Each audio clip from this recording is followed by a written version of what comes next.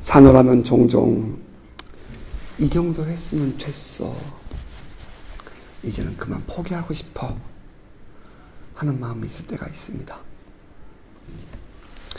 이 정도 노력했으면 어느 정도 뭔가 열매가 보여야 할 것 아닌가.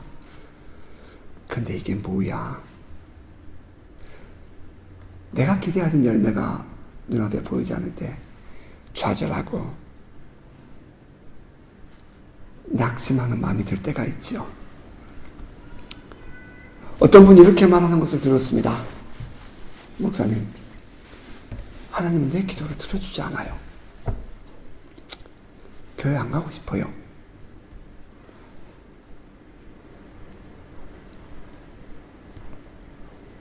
한 2주 전에 들은 이야기입니다. 그런 말을 들었어요. 어떤 사람은 모든 것을 포기하고 그냥 이런 근심 없는 곳으로, 아무도 모르는 곳으로 그냥 훌쩍 가버리고 싶다는 사람도 있습니다. 어쩌면 요나의 심정이 그렇지 않았을까 저는 생각해 봅니다. 많은 사람들은 요나를 선교적 관점에서 이해하지만 그 부르심 앞에서 숨고 싶어서 피해가는 그 요나의 모습이 느껴집니다. 저 원수 같은 사람들, 니느웨 가서 복음을 전하니 차라리 저 멀리 지중해 건너편 다시스로 가면 되겠지 하는 그런 마음 말입니다. 그때 요나에게 하나님을 고려하는 마음이 있었을까요? 어쩌면 요나는 하나님을 전혀 고려하지 않고 다만 지금의 상황을 벗어나고 싶은 마음만 있었을 것 같아요. 언제나 그렇듯 하나님이 그때에 그의 마음에 조금이라도 있었으면 그렇게 욥바로 내려가는 결정을 쉽게 하지 못했을 것입니다. 요나도 하나님의 사람이에요. 오늘도 많은 예수 믿는 사람들이 순간적으로 혹 하는 마음에 그냥 모른 척하고 하나님 외면해 버리고 싶을 때도 있단 말이에요.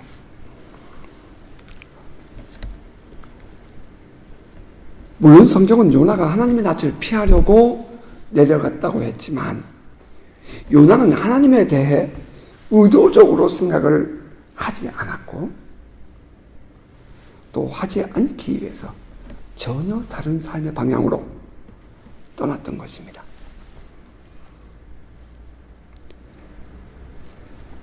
나의 의도와 전혀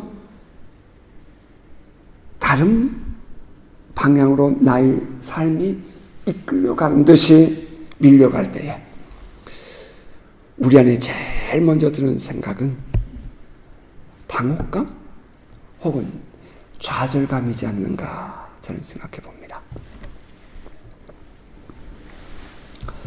바울이 가이사랴 총독부에 붙잡혀 있으며 2년 동안 그렇게 감옥 생활을 했습니다. 전임 총독이었던 벨릭스 총독에 의해서 감금된 바울은 로마 시민이라는 이유로 유대인들에게서 구출을 되었지만 죽이기를 꾀하는 유대의 종교 지도자들 때문에 풀려나지도 못하고 그렇게 2년 동안 감옥에 구류되어 있었습니다. 바로 앞장 24장 27절 맨 마지막 절 이렇게 기록하죠. 이태가 지난 후 2년이 지난 후 베스도가 벨릭스의 소임을 이어받으니 벨릭스가 유대인의 마음을 얻고자 하여 바울을 구류하여 두니라. 자, 그리고 이제 베스도가 가이사랴에 부임한 지 3일 되었을 때에 이 베스도 총독은 예루살렘에 부임 인사를 갑니다. 베스도가 부임한 지 3일 후에 가이사랴에서 예루살렘으로 올라가니 대제사장들과 유대인 중 높은 사람들이 바울을 고소할세.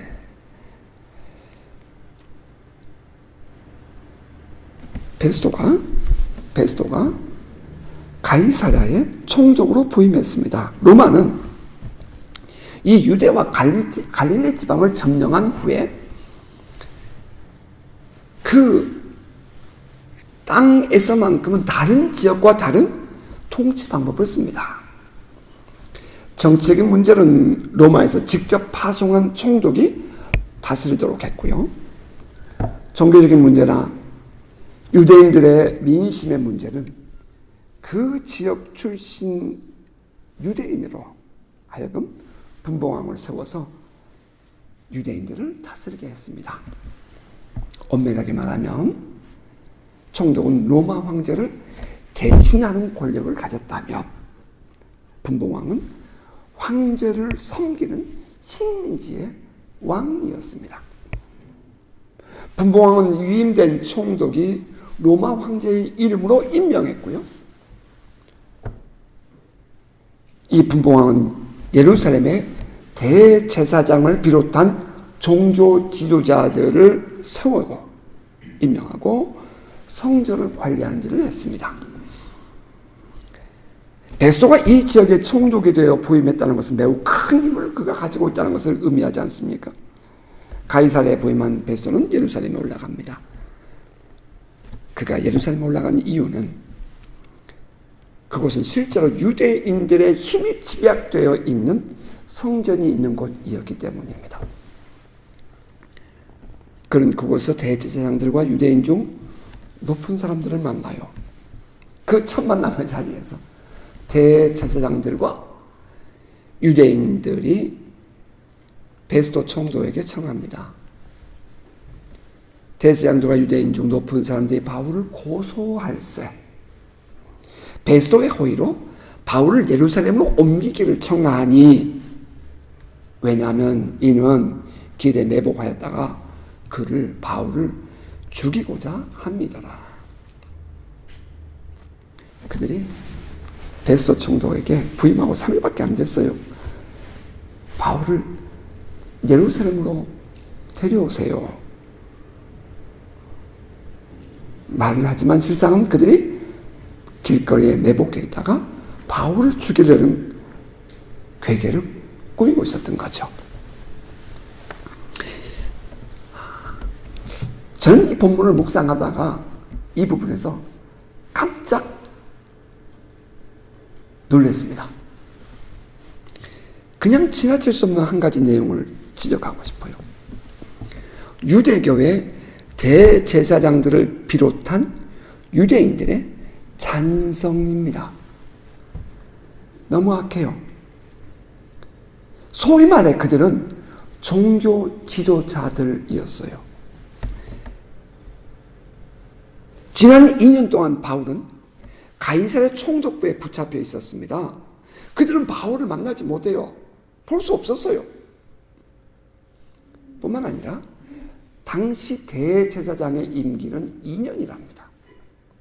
그러면 바울이 가이사랴 총독부에 감금되어 있는 2년 동안 대제사장들이 바뀌었다는 것을 우리는 알 수 있습니다.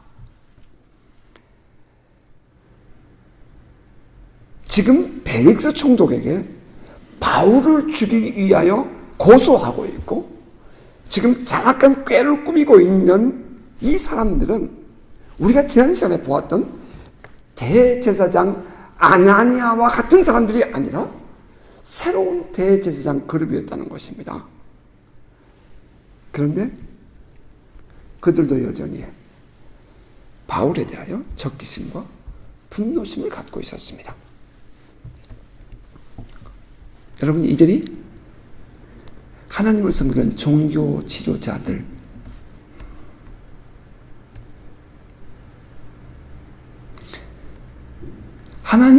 살아계신 하나님을 섬기는 종교 지도자들이라는 이름을 가진 자들입니다. 그런 그들이 바울을 죽이기 위해서 하는 짓이라는 것이 괴계를 꾸미고 분노하고 잔악한 행동을 꿈꾸는 것입니다. 우리는 흔히 종교 지도자들 그러면 정의와 평화 그리고 사랑의 실천자여야 한다 이렇게 생각합니다. 더군다나 같은 하나님을 섬기는 영적 지도자들입니다. 그런데 지금 그들이 이렇게 잔악합니다. 이유가 무엇이었을까요? 예수를 십자가에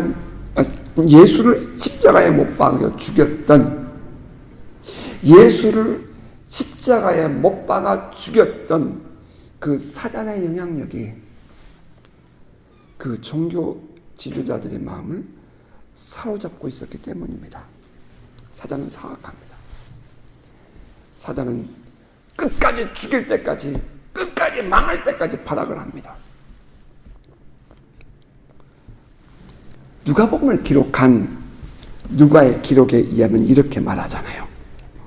12 중에 하나인 가룟인이라 부르는 유다에게 사단이 들어가니. 이에 유다가 대제사장들과 성전 경비대장들에게 가서 예수를 넘겨줄 방도를 의논하며. 여러분, 듣기 싫어도 이것은 사실이에요. 배반하는 사람들 그 뒤에는 언제나 사단의 영향력이 숨어 있습니다. 정직한 진리 앞에 살려는 진실한 신앙인들을 무너뜨리지 못해서 안달난 이 사람들, 그 뒤에는 언제나 사단의 영향력이 도사리고 있는 것입니다. 살아계신 하나님의 영, 부활의 영을 믿는 사람들을 무너뜨리려고 몸부림치는 이 율법주의자들 뒤에는 언제나 영적인 세력이 있다 하는 것을 우리는 알아야 합니다. 대제사장들과 유력한 유대인들이 부활 복음을 전하는 바울을 죽이기 위해 몸살을 합니다. 이렇게 말하고 싶어요. 저는 당신들이 바울을 그렇게 죽이고 싶다면, 그럴 용기 있다면, 그럴 힘이 있다면 한번 당신들도 바울이 만났다는 그 부활하신 예수 만나려고 몸부림 한번 쳐봐라. 어떤 분이 SNS로 이렇게 상담을 하는데 도저히 못 살겠답니다. 이혼하고 싶답니다. 그래서 제가 그렇게 답을 보냈어요. 이혼하고 혼자 살 용기 있으면 그 용기로 남편과 함께 살아갈 힘을 내보세요.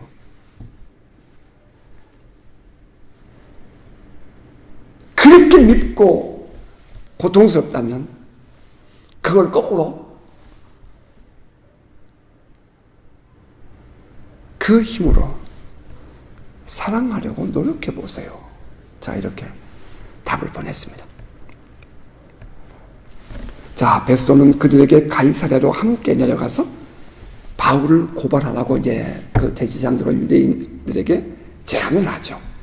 그래서 이제 8일에서 10일, 뭐 정확한 날짜는 아닌 것 같아요. 하간 열흘 정도 지나고 베스도가 가이사랴로 내려갔습니다.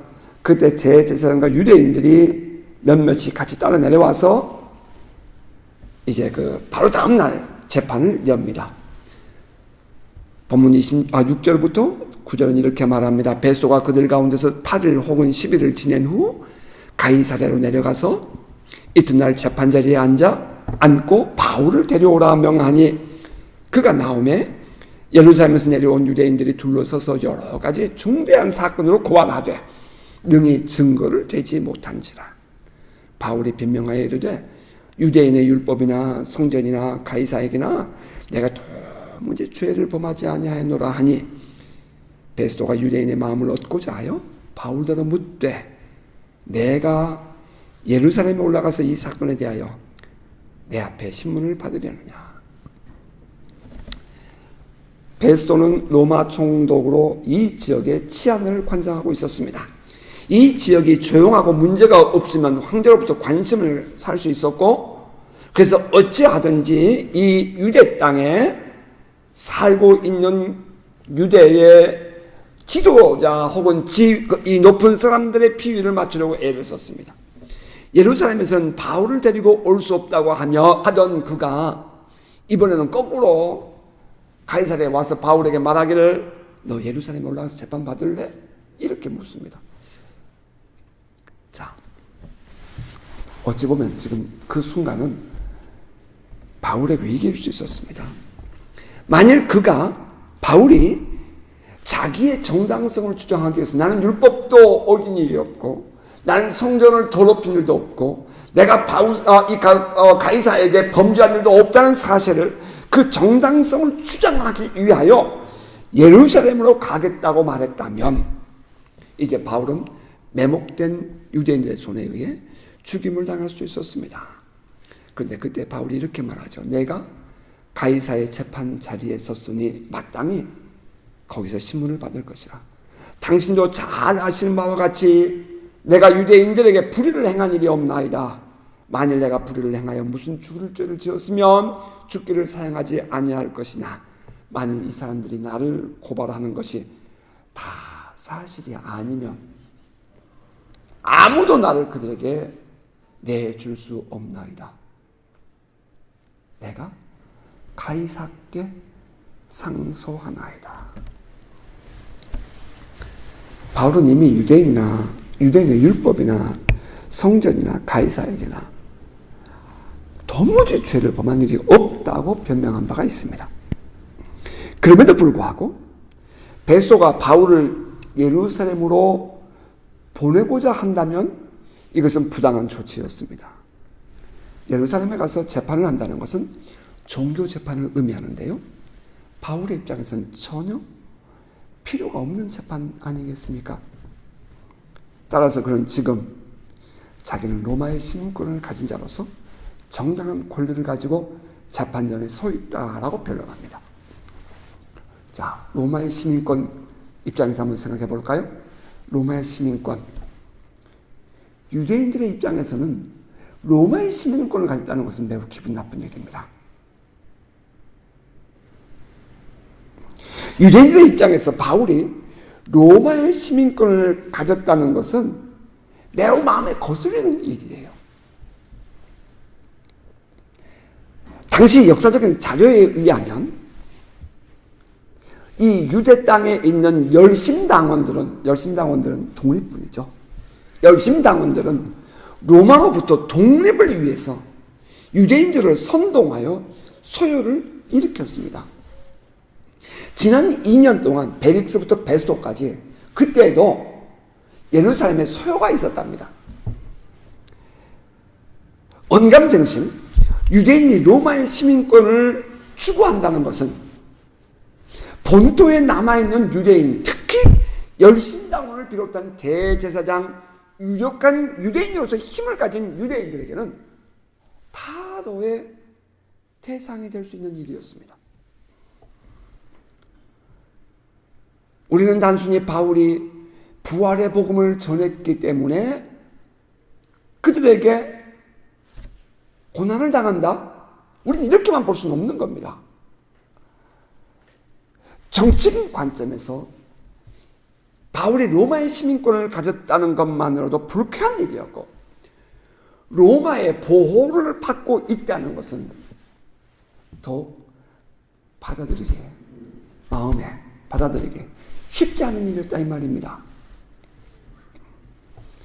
본토에 살지 못하고 각지에 흩어진 유대인 디아스포라들,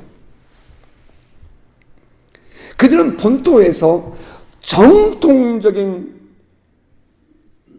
로마의 보호를 정통적인 유대인들이 유대인이기를 고집하는 사람들에게 겪어야 했던 마음의 상처, 아픔들은 충분히 납득이 갈 만한 일입니다. 여러분 말이 좀 잠깐 꼬였네요. 이렇게 설명해 볼게요. 지난번 대통령 선거 때에 미국에 있는 한 친구가 이제 그 대화방에 지금 한국 이렇게 가면 안 돼라고 글을 썼더니 같은 동기인데 이렇게 얘기를 하는 거예요. 조국을 버리고 간 놈이, 조국을 버리고 간 사람이 무슨 이야기 하나 입 닥쳐 이래버리더라고요. 여러분 이게 목사들 대화였어요. 이게 단순히 우리 한국만의 문제가 아니에요. 유대인들이 말입니다.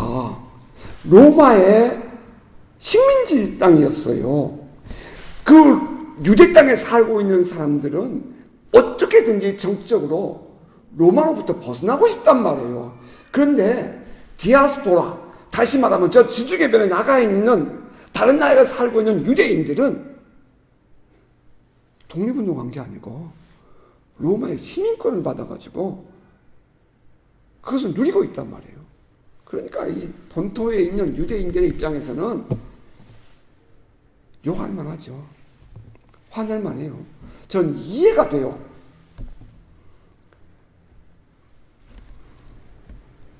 바울은 유대인들이 지켜보는 앞에서 로마의 시민권을 주장하며 가이사의 재판을 언급합니다. 여러분 그냥 우리 복음을 전했기 때문에, 부활의 복음을 전했기 때문에, 예수가 메시아라고 전했기 때문에 유대인들이 죽이려고 했다. 여러분 그렇게만 생각하면 안 돼요. 너무 평면적으로 보면 안 돼요. 그 밑에 감추어진 그들의 감정과 그들의 모든 이 환경과 상황과 문화 모든 것들 우리는 그걸 이해해야 돼요. 지금 내가 서 있는 이 자리, 비록 내가 베스토 총독 당신 앞에 재판을 받고 있지만 이 재판은 가이사 황제의 위임을 받은 재판인 것을 내가 인정합니다. 그런 말이에요. 내가 가이사의 재판 자리 앞에 섰으니 마땅히 여기서 신문을 받을 것이다. 이렇게 말합니다. 그리고 결국에 그는 가이사에게 상소하겠다라고 말을 하죠. 자, 당시 로마법에 의하면 어떠한 죄인이라도 로마 시민권을 가진 자로서 그가 가이사에게 상소한다 이렇게 말하면 더 이상 재판은 진행되지 못합니다. 그게 법이었어요. 베스토 총독이 볼 때 바울이 죄가 없다, 이 사람은 풀어줘도 무방하다 할지라도 바울이 가이사에게 상소합니다 라고 말한 이상 풀어줄 수가 없었습니다. 바울은 반드시 가이사의 법정에 세워져야 했습니다. 이것이 바로 당시 로마의 법이었어요. 자, 그러자 그 말을 듣고 함께 앉아있는 사람들과 베스토 총독이 상의를 하고 이렇게 말합니다. 내가 가이사에게 상소했으니 가이사에게 갈 것이라. 바울이 에베소 전도를 마친 이후에 드로비모와 디모데를 마게도냐에 먼저 보내면서 바울이 이렇게 말을 합니다.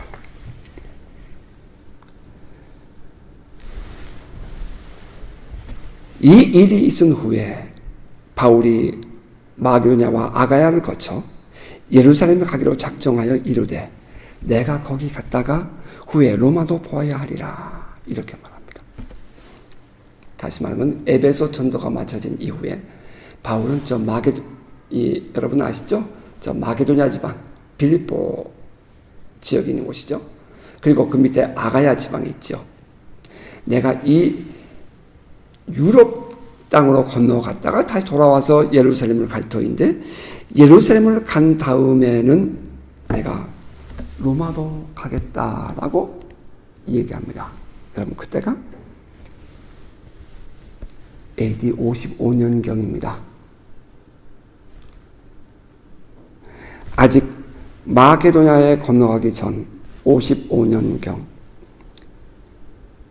그리고 2년 후에 그가 돌아와서 이제 예루살렘에 돌아와서 성전에 있다가 그 소요하는 유대인들에 의해서 폭행을 받고 천부장에 의하여 보호를 받아 부대 안에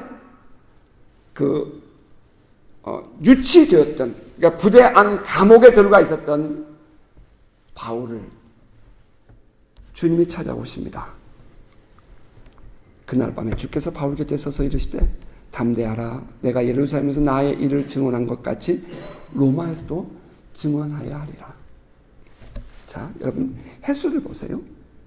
55년에 에베소에 있을 때에 내가 마게도냐와 아가야를 거쳐 예루살렘에 간 다음에 내가 로마도 보아야 하리라고 55년에 얘기했는데요. 그 2년이 지난 후에 지금 예루살렘에 이 부대 안의 감옥에서 주님이 찾아오셔서 담대하라, 내가 로마도 보아야 하리라 라고 이야기를 해주십니다.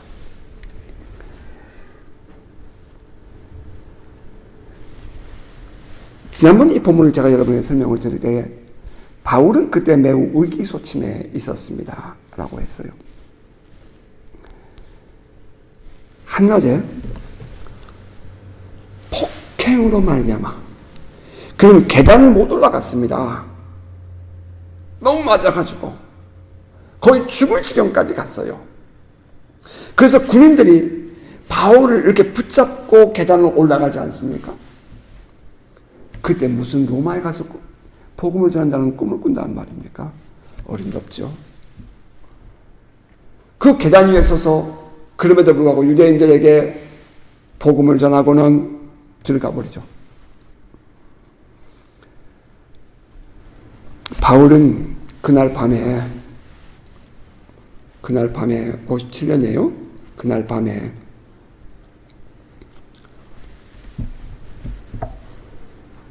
주님이 오셔서 내 증인이 되리라, 이런 말을 들었을 때에 주님 말씀대로 담대하라 하는 그 말에 위로를 받고 다시 힘을 얻습니다. 성경학자들 따라서 이게 58년이다 57년이다 이렇게 보는데 어떻든 간에, 자, 그리고 또 다시 그 벨릭스 총독의 감옥에 2년 동안 붙잡혀 있었습니다. 성경학자들은 이제 보편적으로 자료를 보니까 이때가 60년경이랍니다. AD 60년경. 바울이 거의 2년 반 전에 보았던 그 환상, 그것을 잊어버리고 있었을 것 같아요. 지금 2년 동안 감옥에 있으면서 바울이 로마에 갈 꿈을 가지고 그랬을 수도 있겠죠. 왜냐하면 내가 자유인이 될 것을 기대했기 때문에.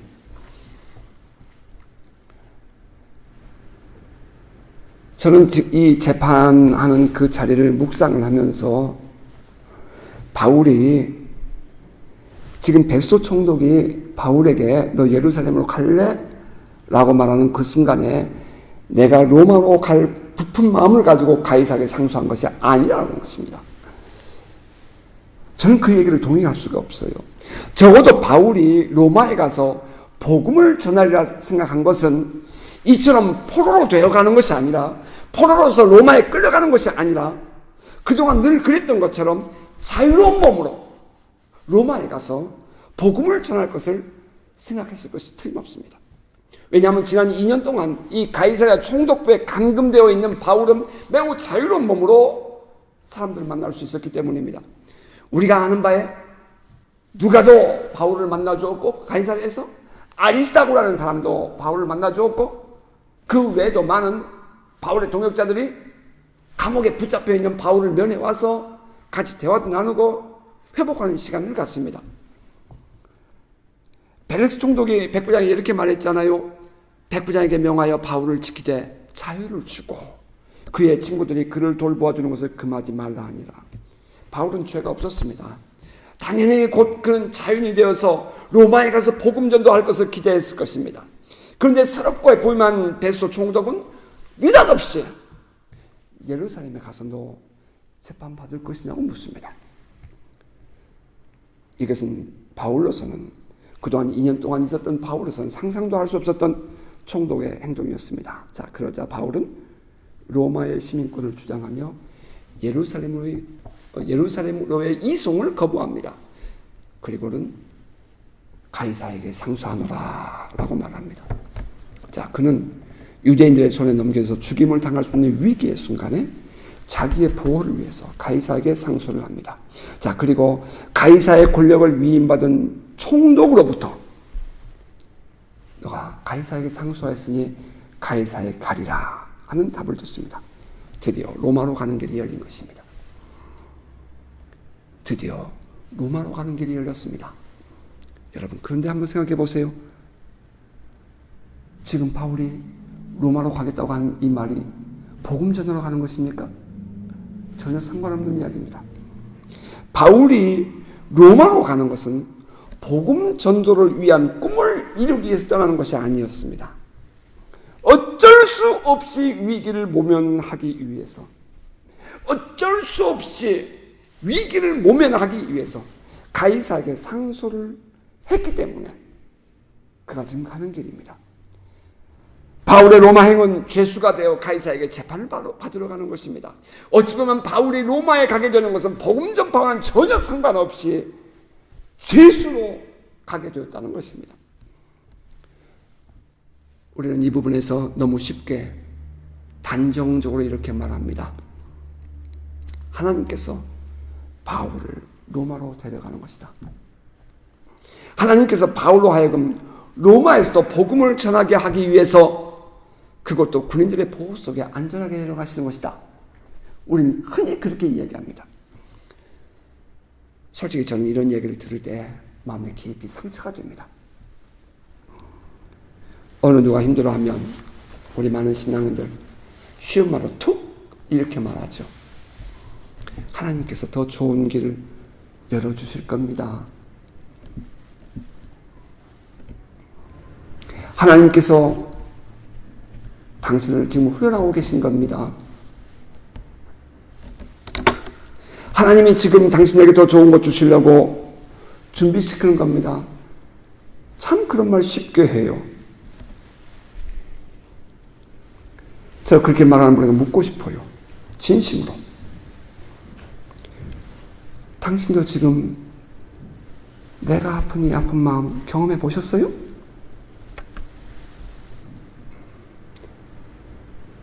이 한순간, 지금 숨을 쉴 수 없을 만큼 이 각박한 이 순간 당신도 경험해봤냐 말입니다. 당신이라면 지금 이렇게 힘든 과정 만나면 화 안 나시겠어요? 이민사회에서 사기를 당하고 진짜 배고프고 눈물 젖은 빵 먹어보았냐 이 말이에요. 당신도 암수술 받아봤어요? 당신도 암병동에서 옆에서 암으로 죽어가는 사람 봤냔 말이에요. 이번에 우리 선교사 세미나 마치고 피지한 선교사님이 잘 마치고 은혜 받고 갔더니 도둑이 들어가지고 몽땅 다 털어갔대요. 난리가 났어요.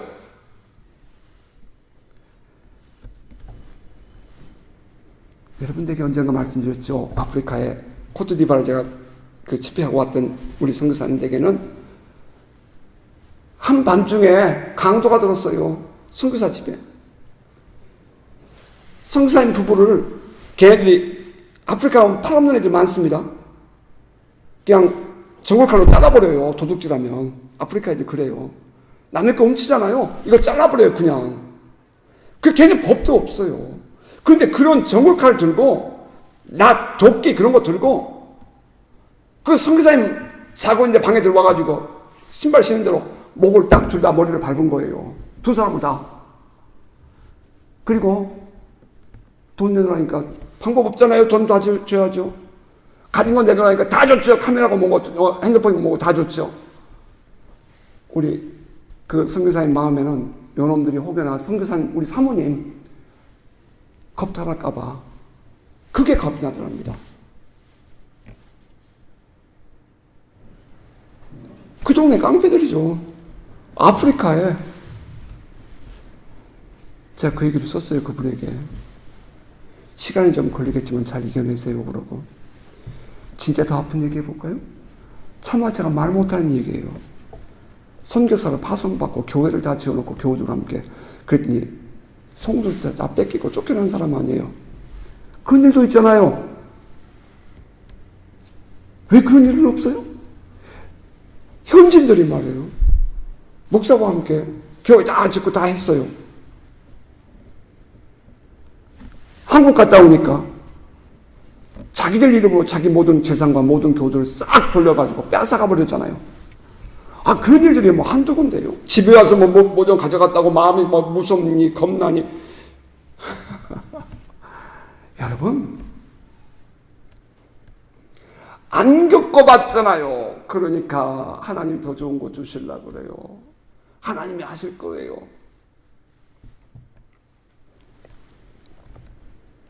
스스로 그 고통을 경험해 보지도 않았으면서 쉽게 성경 말씀 인용해요. 그리고 위로한대요. 주님이 하실 겁니다. 정말 눈물 나올 정도로 서글프고 아파요. 저는 아닙니다. 그럴 수는 없어요. 지금 아픈 사람은 저주라니만큼 지치고 힘겨운 싸움을 하고 있는 거라고요. 남의 일이라고 그렇게 쉽게 정죄하고 말해서는 안 되는 거예요. 바울이 내가 가이사에게 상소한다 하는 그 순간의 마음 말입니다.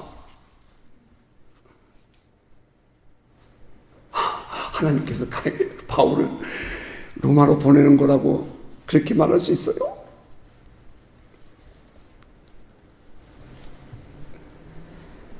지금 바울의 심정은 기가 막힌 심정이에요. 자기가 그토록 사랑하던 동족들에게 배반을 당했어요. 죽음의 위기에 맞닥뜨려 있다고요. 그래서 어쩔 수 없이 가이사에게 상소한 것이랍니다. 그런 누가 뭐래도 자기가 유대인임을 자랑스럽게 여긴 사람이에요. 자기의 동족을 향한 마음을 바울은 로마서에서 이렇게 말했잖아요. 내가 저주를 받을지라도 내 친족과 내 유대인들이 구원받기를 원한다. 그 정도로 사랑하고 그 정도로 아끼는 내 동족이라고요.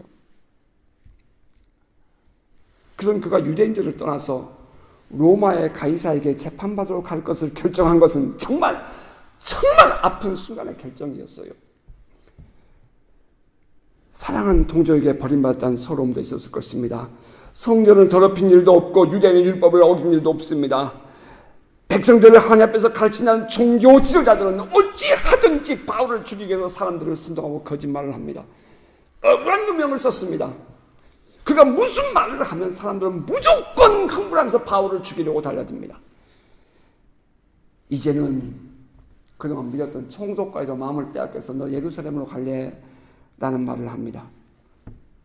이때에 마지막 순간에 어쩔 수 없는 선택, 그것이 가이사에게 상소하는 것이었습니다.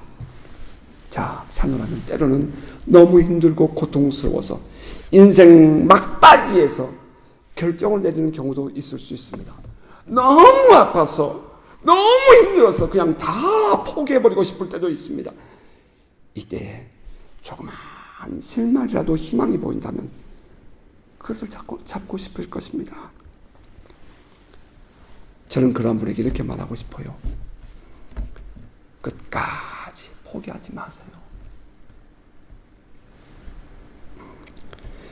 끝까지 믿음으로 포기하지 마세요. 이겨내야 해요. 이를 악물고 이겨내십시오.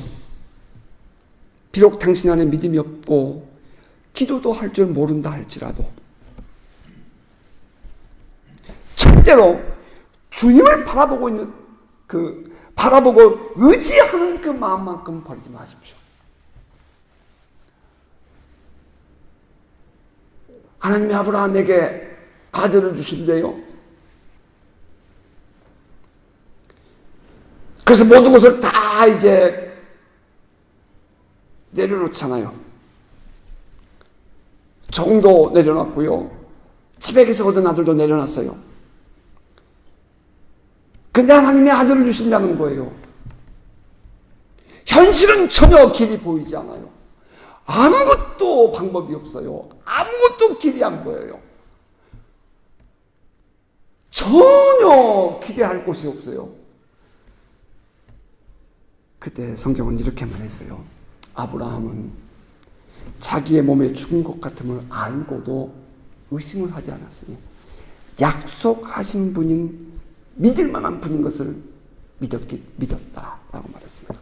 한번 약속하신 분은 믿으신 분인 것을, 믿을 만한 분인 것을 그럼 붙잡고 결국 의심하지 않았어요. 포기하지 않았어요.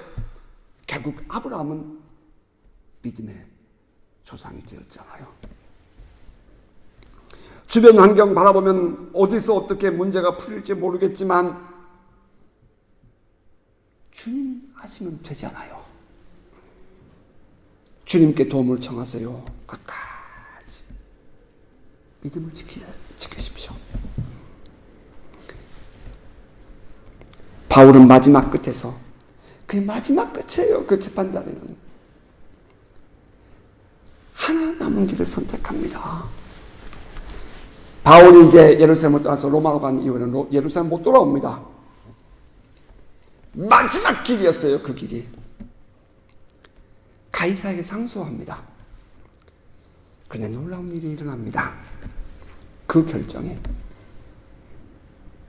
주님이 그를 로마까지 가는 길을 열어주시도록 하는 것입니다. 그 마지막 끝자락에서 어쩔 수 없어서 내가 가이사에게 상소합니다 했는데, 그는 그렇게 선택했는데 하나님은 그것을 이용해서 하나님의 뜻을 이루신 것입니다. 여러분이 포기하지 않고 끝까지 믿음으로 행하는 일, 주님은 결국 우리로 하여금 주의 뜻을 이루며 우리 안에 꿈을 이루는 일을 이끌어내고야 마실 것입니다. 여러분 힘내십시오. 포기하지 마세요. 끝까지 믿음을 지키고 최선을 다하세요. 결코 낙심하지 말고 좌절하지 마세요. 포기하는 사람에게는 주님도 어쩔 수 없답니다.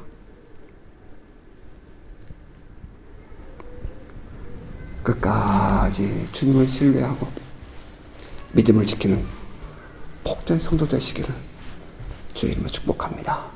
아멘.